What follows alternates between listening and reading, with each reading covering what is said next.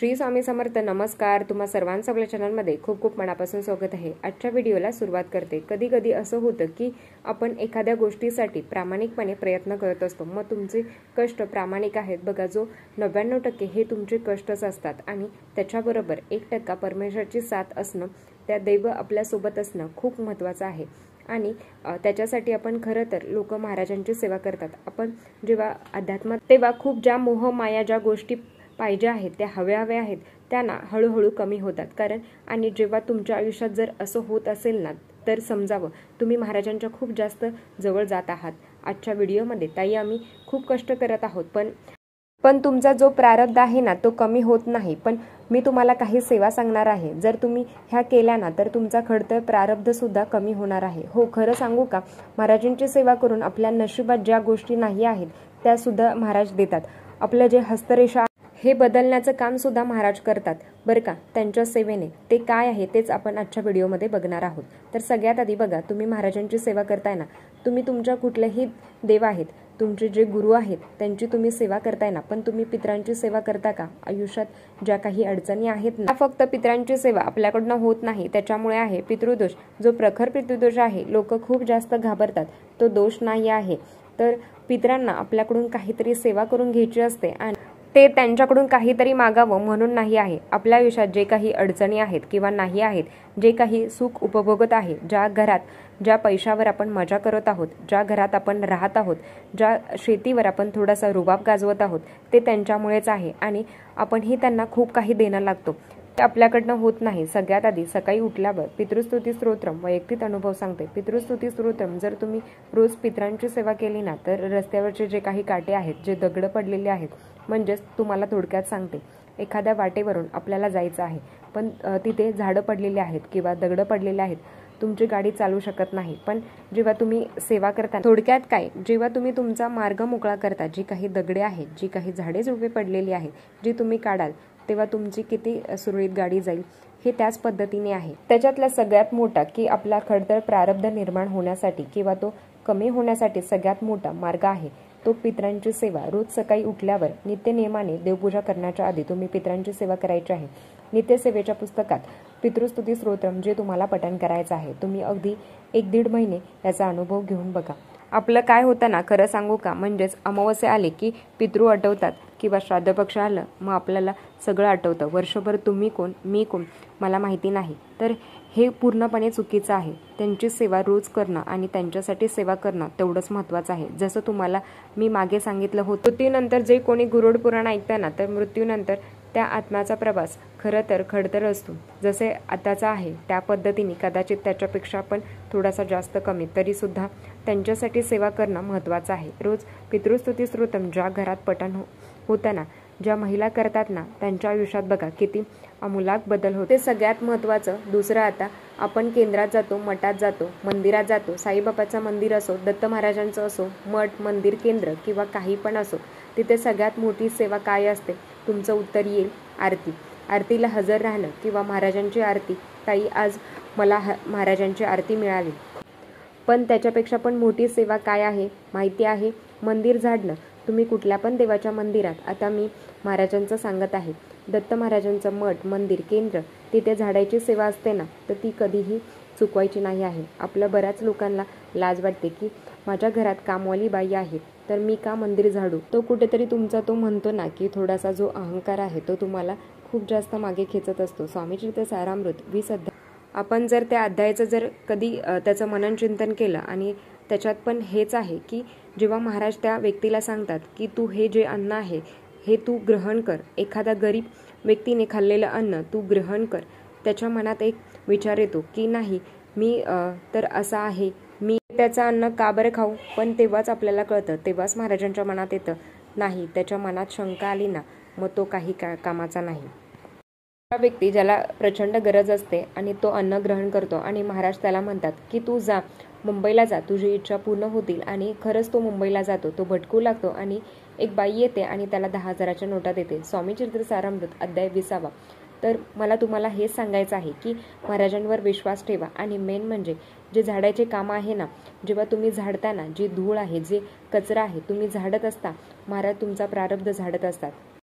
महाराज तुमच्या आयुष्यातले कष्ट, दुःख, संकट, त्रास महाराज ते झाडत असतात. म्हणून माझी कुठली आवडती सेवा म्हणाल तर केंद्रातली तर केंद्र झाडणं. आपण जेव्हा औदुंबर वृक्षाच्या झाडाखाली फुलं पडलेली असतात, पानं पडलेली असतात, ते सुद्धा झाडणं. अहो, त्या वृक्षाच्या खाली मुळासोबत दत्त महाराजांचं स्थान आहे. तिथे तुम्हाला झाडाची सेवा मिळते. किती भाग्यवान आहात तुम्ही. आपण केंद्रात आरतीला गेल्यावर सतरंजी किंवा अगदी तुम्ही केंद्रात मठात गेल्यावर सतरंजी उचलणं, पण ते मस्त त्याच्यावर तुम्ही पाय देता, हे आपण चुकीचं करतो. ती सतरंजी उचलून त्या जागेवर ठेवणं. दुसरं येतं केंद्रात किंवा मठात भांडी घासणं. आपण कधीतरी कुठेतरी जातो. आता समजा तुम्ही अक्कलकोटला गेले तर अन्नक्षेत्रामध्ये भांडी घासायची सेवा मिळते, तिथल्या झाडाची सेवा मिळेल. किती मोठं तुमचं नशीब आहे की तिथे ती सेवा मिळते. पण करायची जिद्द असते तर ते बिचारे ते सगळ्यांना चान्स देतात की नाही, तुम्ही झाडायची, तुम्ही भांडी घासायची ती सेवा असते. बरेच लोक आवडीने करतात, तर काही लोकांना ते करणं शक्य होत नाही किंवा लोकांना त्याची लाज वाटते. आता बऱ्याच वेळा आपण एखाद्या मंदिरात गेल्यावर तुम्ही जर झाडायची सेवा, भांडी घासायची सेवा भेटली तर अवश्य करा. कारण जेव्हा तुम्ही झाडत असता, जेव्हा तुम्ही भांडी घासत असता, महाराजांच्या आरतीचं त्याचं नैवेद्याचं ताट तुम्ही घासत असता, समजायचं की तुमच्या आयुष्यातले सगळे जे काही दुःख आहेत ना, याच रेषा कुठल्या पण असो, मग काही दुःखाच्या असो, काही त्रासाच्या असो, काही प्रगतीच्या असो.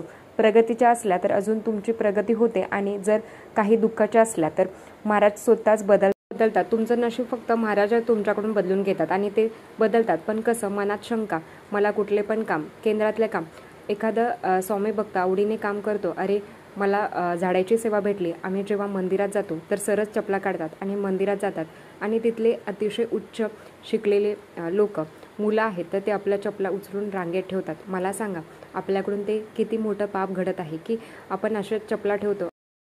चाललो असं डायरेक्ट मंदिरात, केंद्रात, मठात, कुठे पण म्हणा, पण तो व्यक्ती प्रॉपर पद्धतीने आपल्या चपला अरेंज करतो. ती सुद्धा खूप मोठी सेवा आहे. आणि जर ती तुम्हाला अशी सेवा भेटल्यावर तुम्ही पण खूप भाग्यवान आहात की तुम्हाला महाराजांनी तुमच्याकडून ती सेवा करून घ्यायची आहे.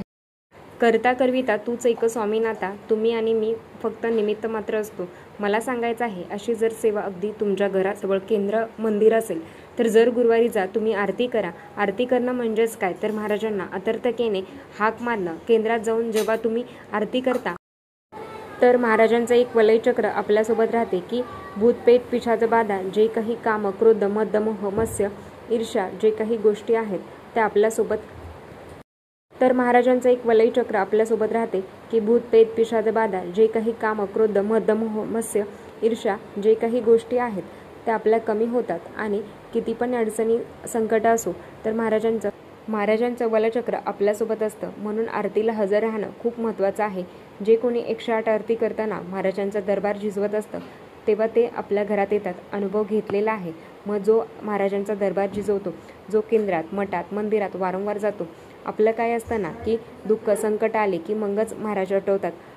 नाही, मेन म्हणजे सेवेत सातत्य असणं महत्त्वाचं आहे. एकदा मंदिरात जाऊन आरती केली बस, तुम्ही कोण मी कोण, पण असं नाही. तुम्ही तुमच्या सेवेत सातत्य, कुठलीही सेवा करा, त्या सेवेत सातत्य असणं खूप जास्त महत्त्वाचं असतं. केंद्रात, मठात, मंदिरात गेल्यावर ही सेवा भेटली तर चुकवू नका. अरे लय भाग्यवान आहात, तुमच्याकडून ही सेवा महाराज करून घेत आहेत. पण या सेवेत सातत्य असणं महत्त्वाचं आहे. आता तर आमच्याकडे केंद्र नाही आहे, मठ नाही आहे, मंदिर नाही आहे, आम्ही काय करू शकतो? स्वामी महाराजांचं मंदिर नाही आहे, भगवान शंकरांचं मंदिर असेल, गणपती बाप्पा, आता असं कुठलंच गाव नाही आहे की जिथे कुठलंच मंदिर नाही आहे, सांगा बरं. आता बघा ताई, आम्ही वर्किंग आहोत, आम्ही काही करू शकत नाही. आम्हाला आरतीला जायचं असतं पण आम्ही जाऊ शकत नाही. बघा, सकाळी 8ची आरती असते, त्याच्याबरोबर 10:30ची आरती असते, त्याच्यानंतर 6:30ची आरती असते. तुम्हाला नाही शक्य होत तर घरात महाराजांचा फोटो आहे, घरात महाराजांची आरती करा. आधी गणपती बाप्पांची करा, नंतर दत्त महाराजांची करा, स्वामी महाराजांची करा, कुलदेवीची करा. ती म्हणजेच काय, अतर्कतेने मारलेली हाक, पंचप्राणा हे आतुर झाले, करुणियात आरती, सगुण रूपाने येऊनी स्वामी स्वीकार आरती. हो, तुम्ही जेव्हा आरती करताना सगुण रूपाने महाराज विराजमान असतात, तुमची आरती स्वीकारत असतात. अगदी तुम्हाला जी कुठली आरती आवडते तुम्ही करू शकता. केंद्रात, मठात, मंदिरात जाऊन जर आरतीला हजर राहणं हे अतिशय प्रभावी आहे. नाही शक्य होत तर घरात आरती करा, पण त्या गोष्टीला सातत्य असणं महत्त्वाचं आहे. सुतक, मासिक धर्म, विठ्ठल सेवा करू शकत नाही, आरती करू शकत नाही, पण जेव्हा तुमचं सगळं चांगलं असतं आरती करा. महाराजांना रोज तुम्ही जे काही खाता, भाजी, भाकरी, चटणी, चपाती, वरण भात, तर नाही शक्य होत तर खडीसाखर महाराजांसमोर ठेवा, ती सुद्धा एक सेवाच असते. त्याच्यातलं अन्न अहो काय माहिती कधी महाराज सगुण रूपाने येऊन तुमचा नैवेद्य ग्रहण करतात. आज कितीतरी असंख्य केंद्र आहे जिथे महाराज नैवेद्य ग्रहण करतात. आम्ही बघत होतो तेव्हा महाराज सांगूही शकत नाही तो आनंद काय आहे की महाराजांनी आज नैवेद्य ग्रहण केला.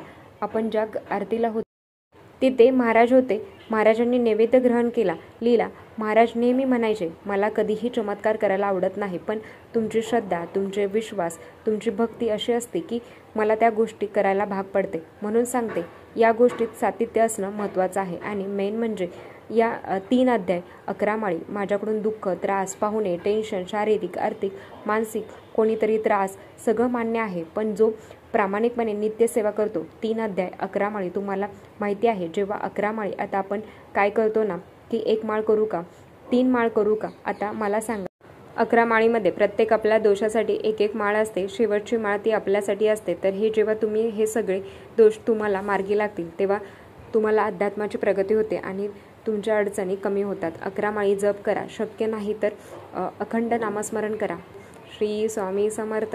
तर स्वयंपाक करताना, भांडी घासताना, झाडू मारताना, प्रवास करताना अखंड नामस्मरण करा. कलियुगातील उच्च कोटीची ती सेवा नामस्मरण. महाराज नेहमी म्हणायचे, जो माझा नाम जप करतो ना त्याला मी आयुष्यभर जपत असतो. खरंच महाराजांनी आपल्याला खूप जपलेलं आहे. महाराजांनी आपल्याला खूप तारलं आहे. महाराजांनी आपल्या आयुष्यात असते किंवा आहे म्हणून काय आहे आणि नसते तेव्हा काय असतं याची कल्पना आपण करू शकत नाही. कुठलीही सेवेत सातत्य असणं खूप जास्त महत्त्वाचं आहे. 3 अध्याय 11 माळी मी वाचणार. इकडे काही पण म्हणो, माझं नवऱ्याशी भांडण हो, कोणाशी पण हो, मी वाचणार आहे. मी पुस्तक घेऊन बसू शकत नाही, पण श्री गुरुपीठ ॲप मी डाउनलोडिंग करून तिथून मी वाचणार आहे, जे तुम्ही कधीही कुठे केव्हाही करू शकता. नामस्मरण असो, स्वामीचरित्र सारामृत असो, तुम्ही कामाच्या ठिकाणी जात आहात, मला सांगा 3 अध्याय वाचायला जेमतेम 5 ते 7 मिनिटं लागतात. आता काही लोकांचं तर पाठ झालेलं आहे तर त्यांचं तर 5 मिनिटाच होतं. तर जे नवीन आहेत तर त्यांना 7 ते 10 मिनिटं लागतील. तर ते सुद्धा बघा 7 ते 8-10 मिनिटं खूप जास्त होतात. खरं तर 8 मिनिटातच तुमचं वाचून होतं. जर तुम्ही 24 तासातले जर महाराजांना 7 ते 8 मिनिटं तुम्ही काढू शकत नाही तर तुम्ही नामजप करू शकत नाही. नामजप करणं 11 माळी नाही शक्य होत तर महाराजांसमोर बसून 5 मिनिटं महाराजांची मूर्ती, महाराजांचा फोटो आणि मी, बाकी ते माझे कष्ट, माझे काम, कोणी त्रास, कोणी काय बोललं, हे कोण बोललं, ते कोण बोललं याच्यात पडायचंच नाही. मी आणि माझे महाराज बस बाकी. आणि ही जेव्हा तुम्हाला गोडी लागते ना, तुम्हाला आयुष्यात कुठलेही संकट, त्रास ना तुम्हाला खूप कमी वाटतात. हे खरं सांगते, तुमचा प्रारब्ध कमी होतो. सगळ्यात महत्त्वाचं तुमचे आचार विचार, तुमचे कर्म. कुठलाही स्वामी भक्त कोणाला बोलताना लाख वेळा विचार करेल. महाराज नेहमी म्हणायचे, कोण तुझ्याबद्दल काय बोलतंय ना ते त्याचे कर्म, पण तू त्याच्याबद्दल काय बोलतोय ना हे तुझे कर्म. आपण स्वामी सेवेकरी आहोत, आपल्याला तेवढे संस्कार आहेत. महाराजांचे कुठलाही स्वामी सेवेकरी कुठल्याच व्यक्तीला दुसऱ्या स्वामी सेवेकऱ्याला, एक स्वामी सेवेकरी दुसऱ्या स्वामी सेवेकऱ्याला कधीही नावं ठेवणार नाही. तो कोणालाच नावं ठेवणार नाही. तो कुठल्याच व्यक्तीला नावं ठेवणार नाही. खरं सांगू का, कोण काय बोलतंय सगळ्याचा लेखाचोखा महाराजांकडे आहे. आणि महाराज ज्या पद्धतीने कर्माचे फळ व्याजासकट देतात, वाईट कर्माचे पण फळ त्या व्याजासकट प्रत्येकाला मिळत असतं. म्हणून ज्याचं जसं कर्म त्याचं त्याला देव फळ देतो. आपले कर्म चांगले आहेत.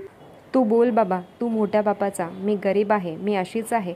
त्यांना काय माहिती आहे कोणाचा वरदहस्त आपल्या पाठीशी आहे, म्हणून त्याचे कर्म काय आहे. पण मला माझा प्रारब्ध बदलायचा आहे. मला इतकी सेवा करायची आहे ना, पुढच्या 7 पिढीपर्यंत माझ्या ती कामाला येईल. बस एवढंच डोक्यात ठेवा. आणि ह्याच हेतूने जर तुम्ही सेवा केली, आयुष्य नक्कीच बदलेल. तर आजच्यासाठी इतकंच. आजचा व्हिडिओ इथेच थांबवते. आवडला असेल तर लाईक, शेअर, सबस्क्राईब. परत भेटूया अशाच नवीन व्हिडिओसोबत. तोपर्यंत धन्यवाद. श्री स्वामी समर्थ.